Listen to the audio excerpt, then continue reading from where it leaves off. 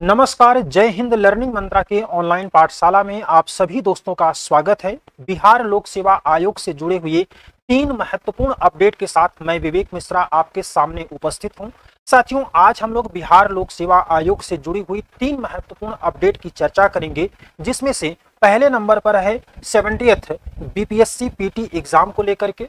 दूसरी अपडेट है आपके लिए टीआरई 3.0 रिजल्ट को लेकर के, और टीआरई 1.0 में कुछ अनियमितता लोगों को समझ में आ रही है, जिसके आधार पर इसको रद्द करने की मांग चल रही है। तो इन तीनों अपडेट पर हम लोग बात करेंगे कि आखिर इसमें क्या हो सकता है और क्या इसकी अपडेट है। तो एक एक करके सबसे पहले हम लोग बात कर लेते हैं। सबसे पहले हम लोग बात करते हैं कि संयुक्त परीक्षा का विज्ञापन अगले माह में जारी होगा। तो ये आज के समाचार पत्रों में आपको देखने को मिला भी होगा, और यहाँ पर अगर आप देखेंगे तो यहाँ पर आपको पूरी तरीके से दिया गया है कि बिहार लोक सेवा आयोग जो है ये 70th संयुक्त सिविल सेवा परीक्षा के लिए अगले माह विज्ञापन जारी करेगा। अब देखिए, यहाँ पर अब तक आयोग को 250 पदों के लिए टोटल कितने पदों पर अभी तक अधियाचन मिल चुका है? ये है कुल 250 पद। 250 पदों के लिए रिक्तियां प्राप्त हो सकी हैं, जबकि कई विभागों से आवेदन आना अभी बाकी है। तो जो अलग अलग विभागों से रिक्तियां मांगी जाती हैं, अधियाचन मांगे जाते हैं, तो उसमें से 250 पदों पर प्राप्त हो चुका है, बाकी का अभी आना बाकी है। आयोग की ओर से दोबारा सामान्य प्रशासन को रिक्तियों को लेकर पत्र लिखा गया है, ताकि एक साथ सभी विभागों की रिक्तियों को निकाला जा सके। इस बार रिक्तियां प्राप्त होने में देरी हो रही है, और इसी की वजह से परीक्षा कैलेंडर भी विलंब से जारी हुआ था। आयोग के कैलेंडर के अनुसार 30 सितंबर को पीटी का आयोजन होना था। तो आपको मालूम होना चाहिए ये कि जो 70th बीपीएससी पीटी का एग्जाम था, इसका एग्जाम कब डिसाइड किया गया था? 30 सितंबर को पीटी का आयोजन होना था, लेकिन अभी तक विज्ञापन नहीं आया है, तो इसमें विलंब होने की पूरी संभावना बनती है। अब यहाँ पर अगर आप देखेंगे तो विज्ञापन आने के बाद कम से कम 1 माह का समय मिलता है आपको फॉर्म अप्लाई करने के लिए, आवेदन करने के लिए। इसके बाद प्राप्त आवेदनों के आधार पर परीक्षा केंद्रों का चयन करना होगा। फिर इसके बाद परीक्षा नियंत्रक सत्यप्रकाश शर्मा जी ने क्या बताया है कि इस माह के अंत तक रिक्तियों का इंतजार किया जाएगा, और इसके बाद विज्ञापन को जारी कर दिया जाएगा। हालांकि अब तक 250 से 300 पदों के बीच में रिक्तियां प्राप्त हुई हैं। तो यहाँ पर एक बात निकल के सामने आती है कि 250 से 300 के आसपास में रिक्तियों का अधियाचन प्राप्त हो चुका है, लेकिन अभी भी कुछ विभागों से रिक्तियां आनी बाकी हैं। तो निश्चित रूप से आपके बीपीएससी में सीटों की संख्या जो है इससे ज्यादा तो जरूर होगी। तो एक बात यहां पर ये कंफर्म हो गया। अब दोस्तों, दूसरे अपडेट की अगर हम लोग बात करें तो बीपीएससी टीआरई रिजल्ट को लेकर के अगर हम लोग बात करें, टीआरई 3.0 को लेकर के अगर हम लोग बात करें, जो री एग्जाम आपका हुआ था, इसमें अगर देखेंगे तो रिजल्ट जो है यहाँ पर देखिए एक लाइन में लिखा है, तीसरे चरण के शिक्षक परीक्षाओं के रिजल्ट में आने में अभी समय लगेगा। तो अभी एक चीज आपको मालूम होना चाहिए कि अभी हमारा आंसर की नहीं आया है ना। तो आंसर की आएगा, उसके बाद इस पर आपत्तियां मांगी जाएंगी, और फिर फाइनल आंसर की आएगा, उसके बाद रिजल्ट जारी होगा।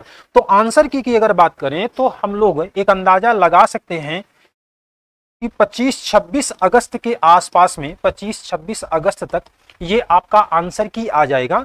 और अगर हम लोग रिजल्ट की बात करते हैं तो रिजल्ट के लिए जो खबर निकल करके आई है वो है आपका 8 सितंबर से पहले 8 सितंबर से पहले आपका रिजल्ट जारी होने की उम्मीद है। तो इस तरीके से 2 अपडेट के बारे में हम लोगों ने चर्चा कर लिया है। इसके अलावा अगर हम लोग बात करें टीआरई 4.0 को लेकर, तो टीआरई 4.0 में पदों की संख्या ज्यादा होगी। 1.5 लाख तक का अनाउंसमेंट हो चुका है। और अगर आपको लगता है कि टीआरई 3.0 री एग्जाम में आप बेहतर परफॉर्मेंस नहीं कर पाए हैं जितना होना चाहिए था, तो टीआरई 4.0 के लिए आप अपनी तैयारी शुरू कर दीजिए, ताकि उसमें जो 1.5 लाख पद आएंगे उसमें से आपकी एक सीट सुनिश्चित हो सके। तीसरी और आखिरी अपडेट की बात हम लोग करेंगे। तो तीसरी अपडेट में देखिए तो टीआरई 1 परीक्षा के परिणाम को लेकर बीपीएससी से जवाब तलब किया गया है। यहाँ पर देखिएगा तो एक महत्वपूर्ण सूचना आपके लिए ये है कि पटना हाईकोर्ट ने राज्य में 8000 से अधिक कंप्यूटर साइंस, इसके लिए है कंप्यूटर साइंस उच्च माध्यमिक शिक्षकों की नियुक्ति के लिए पहली टीआरई 1 परीक्षा के परिणाम और पूरक परिणाम को रद्द करने को लेकर दायर याचिका पर सुनवाई करते हुए बीपीएससी और राज्य सरकार को 4 सप्ताह के भीतर जवाब तलब करने के लिए कहा गया है। तो यहां पर जवाबी हलफनामा दायर करने का आदेश किसने दिया है? पटना हाई कोर्ट ने दे दिया है। अब यहां पर अगर आप देखें तो टीआरई 1 परीक्षा का जो पहला विज्ञापन आया था वो 30 मई 2023 को जारी किया गया था। इसके बाद में विज्ञापन के अंतिम प्रकाशन के बाद 900 से अधिक उम्मीदवारों का चयन किया गया। उन्होंने कहा कि परिणाम बड़े पैमाने पर दोष से ग्रस्त है, क्योंकि किसी भी तरह से बड़ी संख्या में ईडब्ल्यूएस सफल उम्मीदवारों की मेरिट सीरियल अनारक्षित से कम नहीं हो सकती है।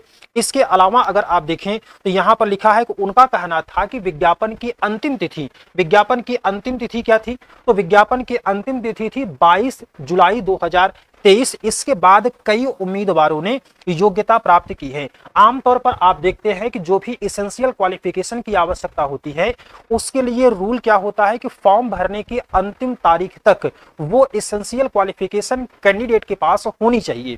तो वही बात यहां पर लिखी गई है कि उम्मीदवारों ने प्राप्त नहीं किया था। कब? अंतिम तारीख तक। इसके बाद उम्मीदवारों को 18/10/2023 से 30/10/2023 तक दस्तावेज अपलोड करने का समय दिया गया, ताकि दस्तावेजों की सही और सुपाठ्य प्रतिलिपियों को आगे अपलोड किया जा सके, जो दस्तावेज सत्यापन के दौरान उपयुक्त नहीं पाए गए थे। तो इस तरीके से टीआरई 1 में जो भी चीजें हैं, इस पर जो भी अपडेट अब आएगी पटना हाईकोर्ट के जरिए, उससे हम आपको अपडेट करते रहेंगे। बाकी टीआरई 4.0 के लिए आप अपनी तैयारी को शुरू कर दीजिए। खास करके एनसीईआरटी और बिहार एससीईआरटी को जरूर पढ़िए, क्योंकि सवाल जो आपको बनते हैं वो सारे के सारे सवाल वहीं से बनते हैं। तो अगले वीडियो में हमारी और आपकी फिर से मुलाकात होगी। तब तक के लिए आप सभी को जय हिंद, वंदे मातरम।